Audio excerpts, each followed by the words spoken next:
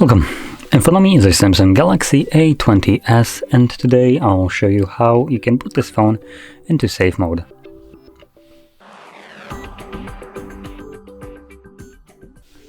So to get started, let's hold the power key, and once you see your boot options, you want to hold power off.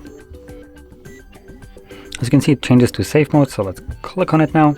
This will initiate the reboot of the device, and once it boots up, it will be in safe mode. Now I'll warn you right away, when you boot your device into safe mode, all the applications that you haven't installed yourself will be temporarily disabled, so you can troubleshoot your device.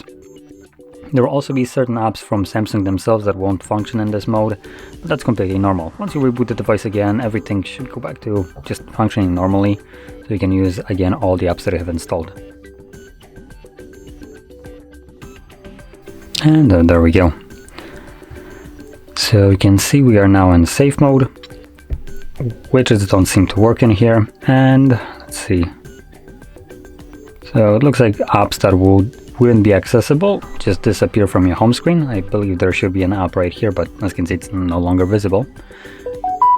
So there we go. Now once you're done with this mode and you want to go back to normal one, simply hold the power key and then select restart.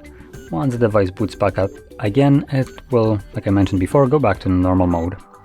So with that being said, if you found this very helpful, don't forget to hit like, subscribe, and thanks for watching.